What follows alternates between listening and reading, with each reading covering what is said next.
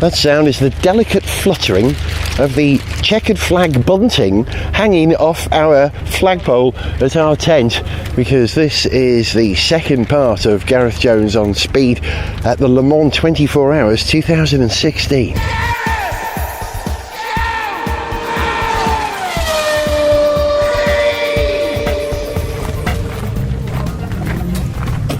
Two signature sounds of the Le Mans 24 Hours, fast cars on the road passing the campsite. That was a Subaru Impreza with an exhaust the size of a dustbin, and the ubiquitous tramping of feet on gravel at the campsite, which is nice and dry, Zog, isn't it? Good morning. It's dry now, yeah, thank goodness. Kind of wet last night. It was. And we only just managed to get the tent up before it started chucking it down. In fact, we were putting it up That's the before thing. the rain started, but we just managed to get there in time. If you arrive and it's not raining, you put the tent up. If you arrive and it is raining, you wait for the shower to finish, then you put the tent up. If you start putting the tent up and halfway through it starts raining, you're committed, you're going to get wet. Yeah, no, I see that, Yeah. I see that. Oh, that's a nice colour, isn't it? Look. Right, so we thought we'd give you a small tour of the Travel Destinations Porsche Curves campsite where we are based. Zog's just been distracted to look at an Aston Martin. What do you think about Aston Martin, Damien? Cool. Yeah? You like this one? Yeah. Is that a Vantage? It's a V12 Yeah. Vantage. Oh, that's such a sweet colour. Just that sort of Leaf sort of mint, ivy. sort of slightly metallic mint version of British Racing Green. Yeah, It's, yeah. It's a good colour for a DB4 Zagato. Correct, yes indeed. Now you'll all know the colour Zog's talking about immediately he says that. We thought we'd just talk a little bit about some of the cars at the campsite, because of course, as you know, when you come to Le Mans you bring something special. And Stevie, you spotted something? Anything you like? Yes, the Ford Escort with the two blue stripes. It's a Mexico in the correct colours. That's what I was going to say. M-Reg, Yes. what's that, 1974? M-Reg, I can't quite remember, that's off the top of my head. It is Wheel lovely. arches. Look at those beautiful wheel arches on this side. With Le Mans stickers on the side, a roll cage. It's a rally prepared car, or perhaps a race prepared car, it's hard to tell. It's got a roll cage. Let's have a look. What are the wheels? It's got tremendous little 15-inch. Are they 15-inch? Are they 15-inch little wheels? Oh, they're Ronald mini lights, aren't they? You put Ronald mini lights on anything and it looks amazing. Now, this car is here because this is a big year for Ford, and actually there's a small collection of Fords here at the campsite. The Escort Mexico is parked right next to a brilliant tangerine Ford Focus ST Estate. Imagine how much I'd like that, because I like the estate car, I like a Ford. And that actually looks the business. It stands out in the car park here amongst some remarkable cars, mostly stickered up, not exclusively. There's some Dutch cars here as well, that's interesting. I thought this was an almost exclusively British site, but there are two Dutch registered cars here, a BMW M2, which I have to say looks very purposeful, and an old BMW 316, I think that is, a very old one. But the Escort's getting a lot of love. It's great, isn't it? Oh, it's fantastic. I'm sure it's a tribute rather than the real thing. What, that they've taken a body shell and put all the right bits in, and you think? It's probably, yeah, Who maybe knows? not. Who knows? There are people who build those things sort of new for you, Yeah, which are great. There's the flag of the owner. Oh, yeah, and another one here. What have you seen? Oh, That's the flag that's on the front of the Escort. So those guys must own the Escort. Right. So we can speak to them if we need to. What is the flag? Can you I'm not tell? sure. It seems like some sort of club they're in, Six Flight. It's called. Six Flight. Okay, it's got a cathedral on it, established 2012. Do we know that cathedral? Do we recognise it? 3 crosses. It's the Bolton family, isn't it? That sigil of House Bolton in Game of Thrones. That cross. No, that's the flayed man. The flayed man. That's right. Yes. Oh well, that's a worry. I hope they're not here. We've got a nice couple of Lotus Elises, brilliantly coloured couple of Caterhams, Zog spotted, some 911s, an RX-7, a Carrera GTS in indigo blue. How much do you want that, Z? Is that your colour, darling? I can call you darling, can I? Of course. I'm not sure. You know, That sounds like a no to me. I'd go for a different colour, but if it's that in that colour, I'd put it with blue. There's another ST Focus Estate with some nice roundels, RAF roundels on the side, LM 2016. Don't know who this is, but it looks pretty, doesn't it? It looks That's striking. a good one, yeah, that's a cracking colour for it. Nice, quite a deep, rich yellow. Again, just a little bit of metallic flake in it. Tangerine, would you say? No, I'd say it's more kind of... It's on the orange side of yellow. It's deep banana. It's deep banana. Deep banana. You're right. It is on the orange side of yellow. Violet always puzzles about how I like to describe colours, because I describe colours of all sorts of things, and I always have a reference in car colours, because in the 70s I knew too much about Ford paint colours. Oh, that's Nevada beige, right. Sahara beige. Oh no, that's Signal red. You just know that stuff. Some people might refer to, I don't know, Tamiya model paint colours, but you go for the you've got to have a reference. Listen, we've got to go because we've got stuff to do in the rest of the show, but Stevie's taking some pictures of a lovely Lamborghini, you like that. But for me, the most interesting car I've spotted here so far, come with me boys, come over here, is not a two-door sports car, it's not a V8 GT, it's not a pickup, it's something that's quite mundane but utterly special. Actually, as we arrived, this car was driving in front of us and we followed it as we pulled into the campsite. It's a Saab 9.5. Yeah, the last one. The one that they only built a few of. And you never see them in the flesh. This is a very rare car. You know, it all went a bit bankrupty for them, didn't it, at that point, where they had a promise of a purchase from some Chinese people who just let them go and then scooped up what was left. What a shame. Yeah, no, great heritage gone to waste. Great so this shame. was the end of the Saab? That was the end of Saab, yeah. Very, very sad end. And this is a rather lovely ending there. It's a lovely looking car, isn't it? It truly is. And it's got a lot of Saab about it. You look at the C-pillar, that's evoking the old 99 in some ways. It's just right. What did it share the platform with? It was basically the same underpinnings as the Vectra. It was the last of the Vectra line, the Vauxhall Vectra line. But they did a lot with it by this time.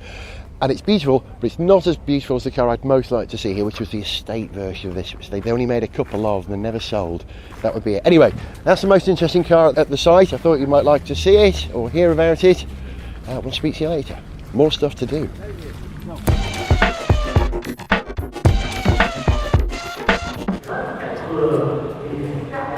From that sound you can tell that we've come up to the circuit, and we're actually in the paddock thanks to Stephan Gervais, who is the PR and marketing manager for the Rebellion team. We've been invited to have a tour of the Rebellion garage. Thank you very much. You're running two cars. He's on the phone already.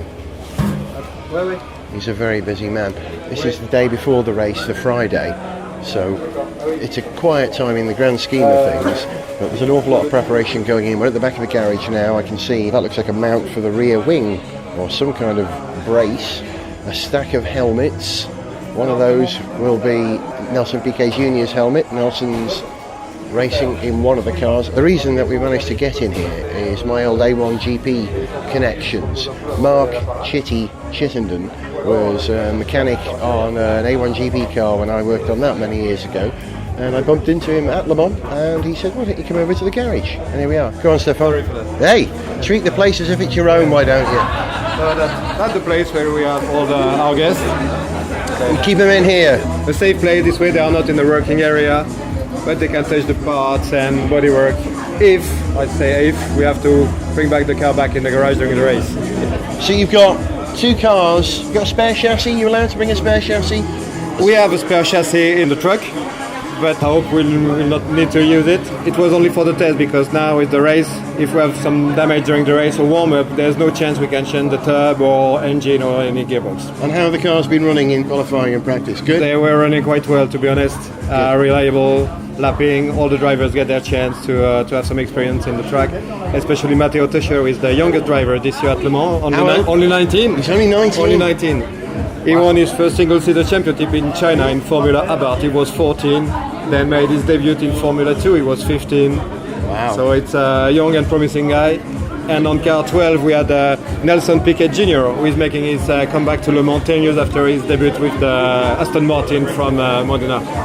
I know Nelsino a little. I was in A1 GP with Chitty, and Nelsino, as we called him then, was a quick lad, so it's great you've got him in the car here. Come on, let's go and have a look at the cars. We love this because Rebellion, as you know, commissioned their own car. It's the R1. Yeah, that's what we call it. Can we get in here? Am I allowed in here? I'm standing in between the two chassis. The number 12, 13 on this side, and 12 on that side. On the left side. The number 12 car is stripped back. Most of the bodywork is off at the moment. Someone's inside. What's going on right now, Stephan? For now, they are finally into building the car for the race. We swap engines yesterday for the last quali, just to check if everything was okay. And this morning they put the race gearboxes and all new suspension and brakes for the race, new fluids, everything will be brand new for the race. Everything new. Yeah, and then new again for Nürburgring. Yeah. It's an expensive business, isn't it? Yeah. And of the two cars, you expecting one to be quicker than the other, or is it? No, there's no plan. There is no way for us to say, okay, you have to be in front or you have to stay behind the guys. They do their own race, then we will see who's in front on Sunday afternoon. You inherited a great position at Silverstone. Yeah. Is that not going to continue? Because you're now competing against a fewer number of factory LMP1 cars. Yeah. So the chances of you getting on the podium have escalated, haven't they? Yeah, it's making our life much easier with only 6 factory cars instead of 9 or 10 like last year. But for us, the plan is the same: to have a solid race, stay out of trouble, fuel the car, put new tires, change drivers, and be safe on the track. We don't need, and drivers know that we don't care about who's the fastest in the car or who's the fastest both car. They have to stay on track, be running at the end, running out of the pits, because that's the only way for us to achieve a good result on Sunday afternoon. You got on? Is it an AER engine now? Yes. How's that working out? Now the engine is running quite well. We went a little back on terms of performance compared to last year for safety and reliability reasons. Engine is running quite well now, and that's why we were able to achieve 3rd and 4th place in both Silverstone and Spa, and we want to continue this way. A fast engine that's not running at the end is no use to you at all. You need reliability, number one. Yes. Make that go as quick as you can, but it's got to be reliable. Exactly. What are you worried about? What's your biggest hang-up? Do you want it to be wet? No, not at all. We don't have a 4-wheel drive, so we don't want wet, for sure. But to be honest, if there is some rain and changing weather, we could be in the middle of a problem with bad luck, you know. Yeah. Car getting in trouble and getting hit or hit someone. That's what our main fear for the race, to be honest. What are your hopes? A podium for one car? Or do you put targets on like that? We have no hope. We have no real aim. We just want to be able to produce our best and then get reward for that. There's a lot of love for Rebellion. Yeah, I know. Because you're not one of the great corporate monsters. You know, you're an independent maybe that's why. why. And to have an indie team win at Le Mans would be a remarkable. Could it happen? I don't know. We won twice Petit Le Mans. So with 2 Petit Le Mans, maybe we could make a big Le Mans. Let's hope so. Stephan, merci bien. Thank you. Gareth shows on speed! Some people say the real heroes of Le Mans are the mechanics, the people who put in 72 hours work in 24 hours, like my mate Mark Chittenden. That is correct. Chitty, how's it going? Good. What's your role? Are you a chief mechanic on one car? I am a car controller Car on one car, controller? the 13 car. So I'm responsible for the car when it's over the white line in pit lane. Right. My responsibility to make sure everybody's safe and that the car is safe to continue in the race. So is that within like the sporting side of things? Yeah? Yes. That's yes. under the auspices of sporting director. Yeah, my pit crew are looking towards me to make sure that the rules are adhered to, etc., and that we've got the okay. You work what, 4 hours on, 2 hours off, 20 minutes off? What do you do? 24 hours. 24 hours. Well, it's more than that because we come to work a lot earlier than the race starts, so it's probably closer to 36 hours in the truth of it. How are the cars? In good shape? Good, very good. Had some good reliability so far this year. We're not going to push the factories, but we'll be there at the end and we'll see what happens. Let them push each other. I asked Stephan if he wanted it to be wet thinking hopefully one of the big guys will trip up over a GTE or something and you guys will inherit a podium. He said, no, we don't want it to be wet, it's just too risky. It is too risky. The weather here this week has been torrential rain, so it's not just a damp track. There's rivers, and the sand here at Le Mans this year is unbelievable. Just washing sand all over the track, which affects our screens, our headlights. All the safety issues come into effect. Is the sand coming off the runoff areas, or is it blowing in on the wind? It's coming off the runoff areas, right, because there's so much rain, and the runoff areas are full of gravel. Inherits sand that washes across the track. On aggregate, that's a bad thing, isn't it? Sorry, that was a bad pun. We've got Nelsino in here. Did you look after Nelson's car in A1GP? I didn't. How long have you been with Rebellion then? 4 years now. So. And Rebellion have been here, 8 years, I reckon, in 8, WC? 9. 9, yeah. We were trying to work it out earlier on. A lot of love for Rebellion. Yes, there's a lot of fans here for us. So. The plucky underdog. But you're more than that, aren't you? I hope so. We'll see. We'll see. 24 hours after 3 p.m. on Saturday afternoon. Mark, thanks for having us, mate. You're welcome. Good luck. Now, I've got somebody here, the engineer of my car, number 13. You're a bit of a hero of his. No. His childhood. No. This guy here, Simon. He's just had a baby. Oh, right. We were in a van on the way here. Yeah. Coming back, we'd been for the test, gone home for a couple of days. Sunday morning we're in a van and we had to stop in Maidstone, and he got out of the services, waved bye to us, and his sister picked him up and took him to have his baby son born. First of all, oh, Simon. Yeah. I'm going to say hello. Yeah. Shall I just introduce myself? Yeah. Simon. Yeah, Gareth. No way. Man, congratulations, you're a dad for the first time. On Sunday, yeah. Fired it out and straight down here. And how does the missus feel about you being here? Oh, she's over the moon. Oh man, it's a life commitment, isn't it, doing this? Well, the baby was due, we planned it totally around the racing calendar. Really? The baby was due 10 days before the next WEC race at Nürburgring. Hang on, I thought you were a mechanic, not a strategist. He popped out 4.5 weeks early. And he's called Nelson, of course. He's called James. James? So Hunt? I'm the engineer of the 13 car, and my rival is James, the engineer on 12. So he thinks, but actually, it's an omen. The little lad's named after James Hunt, or Jim Clark, or Jimi Hendrix, or Jimmy Page, or Jimmy Lee from Slade. Exactly. Jimmy Cricket. Oh, that doesn't work. Exactly. Simon, mate, we did a kart race together at Johnny Herbert in King's Cross. King's Cross. I used to work for Jordan.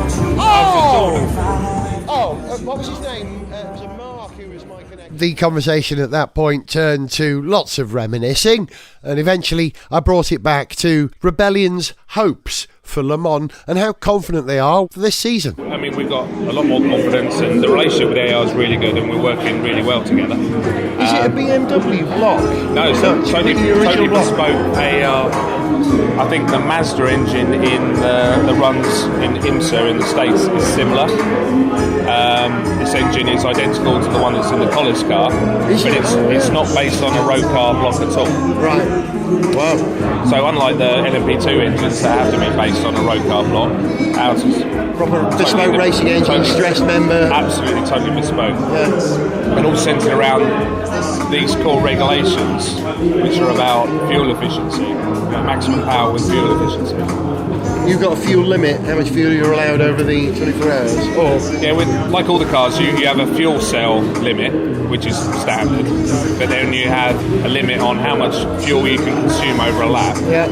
And you also have an instantaneous fuel flow limit, which you can't ever peak over. Yeah. But the regulations, as they were written 2 years ago, were very strict. You know, we really would have had to be fuel saving very closely, lifting and coasting at the end of the straights, and the whole concept of the car, how low drag it is, how fast it is in a straight line, was all about fuel efficiency. Yeah. The problem is when we started running the car out of the blocks, with those restrictions, we were so far off the pace of the factories that they had to give us more and more fuel. And we're at a point now where actually the fuel limit isn't really a restriction for us, Right. and we're still not close to that. Right. It's a Because- balance of power, they call it, don't they? What do they call it? Balance of performance. Balance of performance. That's sort of with the P2s and the GT cars. Yeah, they're really, you have to start thinking about slowing the batteries down, which they are looking to do for next year. But if you just gave us more power, it's not as simple as that. It's not like we just turn it up, because the more power you have, the more stress you put on all the other members. So like bigger brakes you need, bigger drive shafts, bigger suspension, and then you add more weight. Then you add more weight, you need more power. It's the opposite of a virtuous circle, isn't it? It's Yeah. this virtuous spiral. Yeah. It just gets worse and worse. Yeah. So you've got the balance between weight, power, and performance optimised for the mass of the car that you've got to get the maximum speed out of at the moment. No, not. I wouldn't say we've got it totally optimised, because we just built reliability totally into the car. So you got to a point where, okay, now we've got reliability. So once you get there, then you start trimming the weight. Because then you can start cutting back on a few things. Yeah. Once you've got the and we're probably at the point where, right, we've got some good reliability. We know components last year that wouldn't maybe have done 24 hours. We learned from that. Now they will do 24 hours. They're a bit bulkier, a bit heavier. Then you start to need to think about losing weight. But as a rule of thumb, if you've got to lose a kilo of weight, you're probably looking at £1,000. So it's a trade-off, the cost involved in reducing the weight of the car. And we are, okay, look at us, we're 45 people in the garage, 2 LMP1 cars. This is a nice team with a reasonable budget. But as soon as you go factory side, it's just another world. Yeah. Whatever our operating budget is, I don't know what it is, but say it's circa 12 million. You're looking at the factories are on 300 million, 300 million. Wow. Well, I would have thought. Nobody probably knows, but that's the order of magnitude you're talking. If you had to pay for it, that's what it would cost. Yeah. So in terms of the development of this car, we've got the reliability, and the regulation changes they've proposed now for privateers for next year is a weight reduction. Yeah. And you're allowed a wider car as well next year or something? That's a performance Yeah, so what they've done, so not the complete car, because obviously there's quite a lot of cost involved in changing the whole width of the car, but what they're proposing is we can have wider aerodynamic devices on the front and the rear. So a wider rear wing, but a wider front on the aero side, so maybe bigger dive planes. Yeah. So if you're looking at an LMP2 car, Yep. they have dive planes at the front that are wider than the actual width of the car, but ours currently have to remain within the width. Can we go and stand next to some of your bodywork and talk about the aero? Is aero your of thing? course, yeah. Come on, let's go out here and have a quick talk about aero. Bodywork of the cars is off and sitting in the pit lane. We've come out of the garage, you can hear the air guns. We can talk about the car from front to back. So we're looking at a nose. You call these dive planes. 2 horizontal elements below the front fenders where the headlamps are. And is that controlling airflow down the side of the car? What are they there to do? It is. In my head as an engineer, it's basically a balancing tool. So it's quite convenient. We've got a rear wing here. Yeah. So obviously the rear wing we're adjusting for the overall drag of the car and the overall downforce. And the dive planes at the front are a balancing aid, because if you put too much on here, then you're just going to get bags of understeer. Change those by size or by angle or both? Not by angle, you can change them by size, but all of the components on the car have to be homologated. Yeah. So if we do have more freedom in LMP1, we can go design a few aero bits and pieces in conjunction with Orica, who manufacture the car with us. But if we come up with a new style or a new design, it then has to be submitted to the ACO, and then they approve it and allow us to run it. That's it for the season or just for Le Mans? What we have here is our low downforce configuration. So this is a low downforce nose. And on the Rebellion car, it can be quite difficult to see the differences externally. But one way to tell is that the whole headlight assembly is a lot more sloped on the low downforce, and we run a double dive plane. On the high downforce, these are a lot more vertical, the headlight sections, and we typically run a single on those. okay, low downforce, lower height, less CD, lower frontal area, less drag. Yeah. When you have a very vertical front wheel cover, does that force more air around the side of the car rather than over it? Is that what It just helps with the airflow all around the front wheels. But that's a big development area for next year for us as well, is our high downforce kit. I think the gap to the factories is arguably bigger on the more conventional circuits, and we need to look to improve our high downforce or normal conventional circuit aero, and that's somewhere we can really gain some lap time. Are you moving any air from any piping inside the car, any ducting? Yeah, the front wing also has a big influence of all of the underside of the car. So the lower part here, the splitter, is controlling all the airflow under the car. And the whole floor and diffuser section, the rear part of it, is a huge Venturi. It's the biggest aero part of the car, really. Really? That's doing all the work, the underside? The vast majority of it, And that's why the ride heights become so critical, because the ride height is then your tuning tool for the floor, how much aero you create and where you want it. Yeah. You need a slippy car for the long straights here, but you need to be able to get around the corners, don't you? Yeah, we do. And on a low downforce track, the aero on this car is very good. And of course our sister car, the LMP2, the Orica 05, is very good in a straight line as well. And if you look in the speed traps, our two Rebellion cars are always bang right up there. And actually, we're pretty good in the Porsche curves as well this year. That's where we're camping. We'll be watching for you. Do. That's your hotspot, is it? That's good. It works through there. Yeah. I'm just gauging it by Le Mans standards. That's a fast corner, isn't it? It is a fast corner. Where we sort of struggle more is in the low speed stuff, more than the mechanical side. With our overall package, we can gain a lot more, I think, in time. All the slow stuff we need to improve. I think even the LMP2 cars are a little bit quicker than us in the real low speed corners, because they have generally got more overall downforce. Right. They always look and mechanical grip. Yeah. LMP2 cars always look like they've got more grip than power.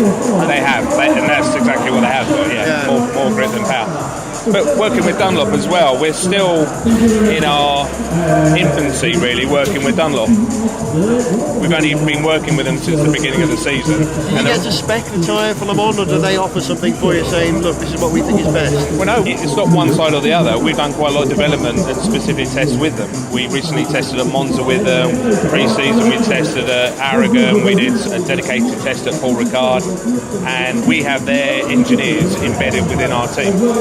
And so it's a real technical partnership.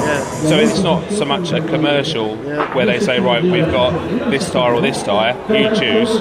They're purposely developing tyres for this car. And tyres are crucial as your reliability, as your aero, as your drivers. Tyres which can give you, an extra lap a stint. Yes. Here, that's the sort of advantage you're looking towards gaining, isn't it? Yeah, it is. When we first bolted on the Dunlop tyre, the performance was almost identical to the Michelin tyre that we've been running for some years previous, and that was our starting point. Right. So we know that working that closely with them and developing a tyre is just going to get better and better. And all the time we were working with Michelin, and the Michelin is a very good tyre, but as a privateer team, we're playing second fiddle to the factory teams. And the factory car is so radically different to us, with their four-wheel drive system principally. They put their power down in a very different way. You're all at the back there. Yeah. Exactly, and those tyres are tailored for the factory cars. Yeah. We bolt those on here, and we've just got understeer the whole time, and we can't generate the same tyre temperature that the factory cars can. But now you've got Dunlop, you've got a bespoke tyre that you balance, as it were. Exactly. And there are also manufacturing times. So, we did the pre-season development work, but Le Mans is the real big one. So you spec your tyres for Le Mans, and here we are, and we've got a good base tyre for here. But I think as we go further into the season, so Nürburgring onwards, we will see some real step changes and improvement because of what we're seeing from Dunlop. But what you said is right. Le Mans, it's the big one. Good luck with the big one, Simon. Man, it's great to be here.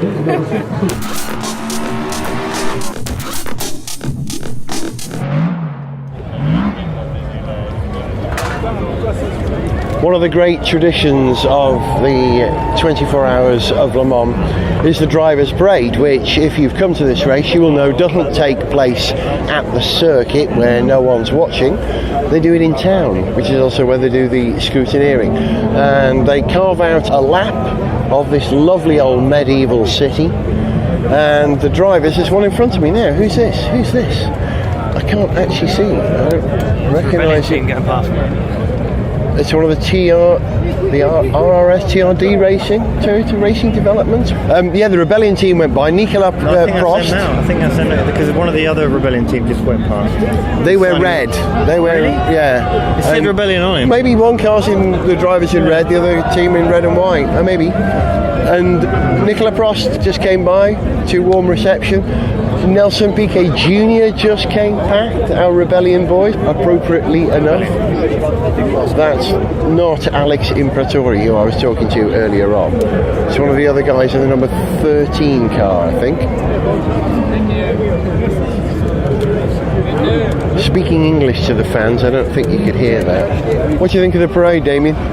It's the least interesting thing I've ever seen here so far. You are wonderful to have on this programme. A man who just doesn't like cars or the event. Parades. Actually, yeah. No parades, no cars. But apart from that, it's just like Slough, isn't it? It's not like Slough. This town is more like Chester than Slough. No. There's definitely a bit over there. There is an industrial element that to was it. The bit we liked, wasn't it? It's an old city which has developed over a long period and continues to do so. We're most looking forward to the night bit. Because when we arrived and we watched a few cars go around, that was really quite atmospheric, quite beautiful, quite spooky. So I'm really looking forward to seeing the place. They're rubbish. Drivers coming through there. Van de Overbeek, het is een Nederlandse driver. Can't see at the moment. The drivers are paraded on vintage cars, I think we call them. I think Ford are well represented this year. These are the Ford drivers. Yep. Oh no, he's an SMP driver. We can't see what's going on, that's my problem. No, we need to be on a platform. This isn't my preferred position for watching the drivers' parade. Usually we're in a place called Pavé Saint-Hilaire, which has a slightly elevated sort of platform to it, so you can see what's going on. But they've changed the route of the parade this year. It doesn't go past there, so you can't see stuff. We need to find a better position. Okay, a better position. Yeah. All right, we'll do that.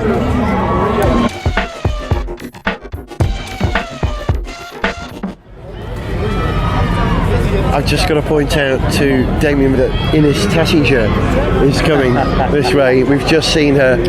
The Champagne goddess. Yeah, she's a daughter or a granddaughter or a niece of the Tattinger Champagne family. And when Damien and I were working on this project called Race to 24 last year, she was one of the 24 drivers selected to go through to the selection process, for a better word, to eliminate and establish a driver for the Moran team who were racing here last year. And she never got the chance to realise that dream last year, did she? Yeah, but it's nice to see her here. I guess she must have stuck with it and got another team. Well, she's been racing in Formula V de V in France, which is an endurance formula, and she's always said that her ambition was to race at Le Mans. Oh, wow, so she's going to get that tomorrow. She's racing an LMP2 for Pegasus. And here she is. Ines Tattinger. She's just a girl, isn't she? Yeah, and she looks really young. And she's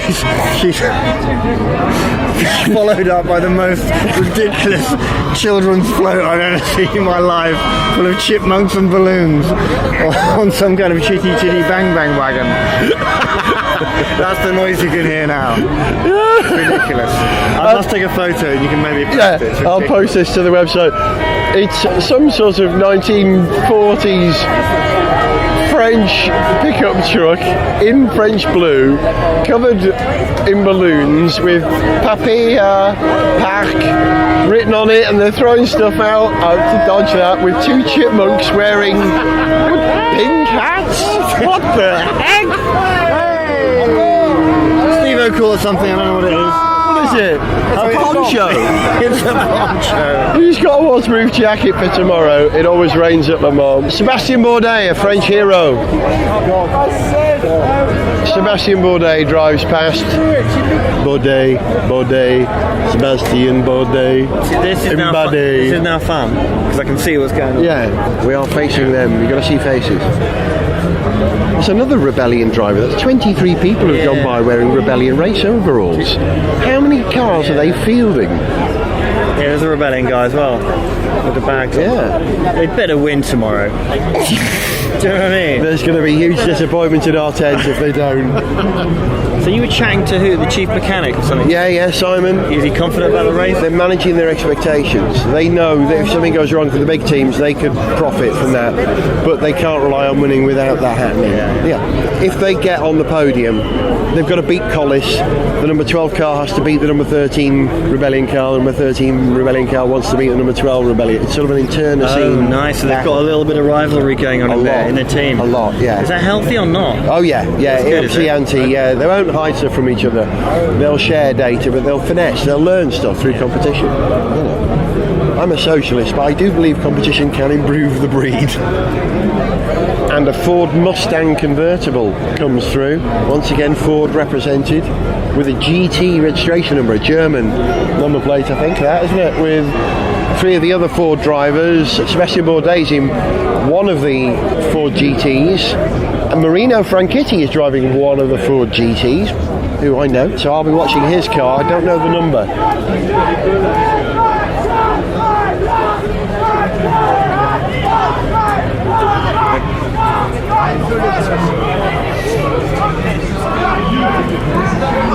Fanatics shouting at the drivers, no different from me. I've been known to shout out as a driver, I have. I'm ashamed to say. Jos Verstappen came by once. I was in Pavé-Hillière, sitting down eating my dinner. I turned around, Jos went by. Jos! I couldn't stop myself.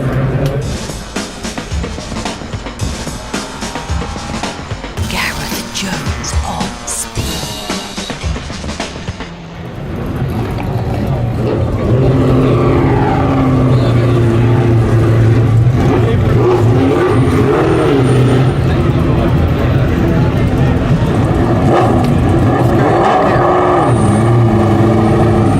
That's a Ford GT, the early 2000s model, the previous generation, which is part of the display. And there's a Ford GT40, the real thing. We're at Parc Fermé, the car park where they keep the cars that take part in the parade. There appears to be a number of Morgan three-wheelers here, just at the park immediately behind the cathedral, which if you've seen the movie Le Mans, you'll recognise. God, it's just a festival of cars, isn't it? Amazing. Nonsense, it's great. So that GT40 there is from when? That was from 2004. So it's not a GT40, it was called the Ford GT. This black Ford GT40 is from about 1968, I think that one. Zogno.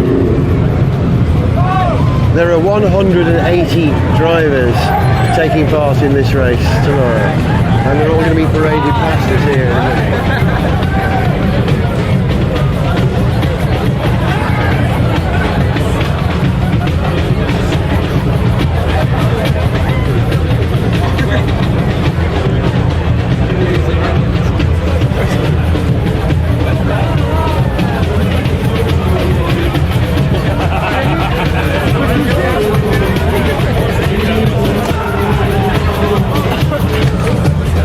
You're listening to the sound of orchestra. A man just stood in front of a sign, I can't read it now.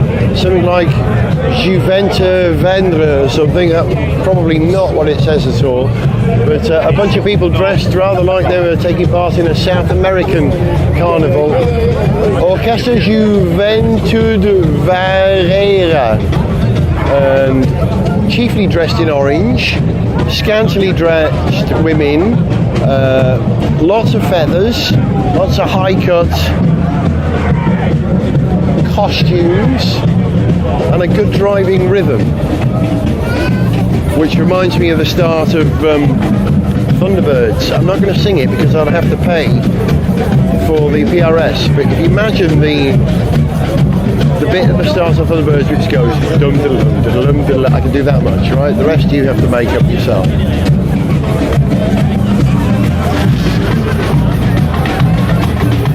So we're going to wait for the marching bands to come through, but for the moment I'll say on behalf of Zog, who's taking pictures up there, goodbye from him, goodbye from Dazza, goodbye from Stevie Stacking, bye-bye, and we'll see you for the next On Speed, which might just have a really massive 24-hour motor race in it. See you then.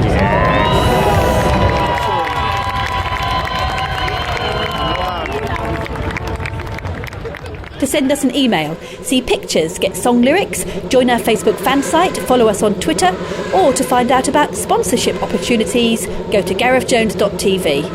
Gareth Jones on Speed is made in London by Whiz Bang. Gareth Jones on Speed!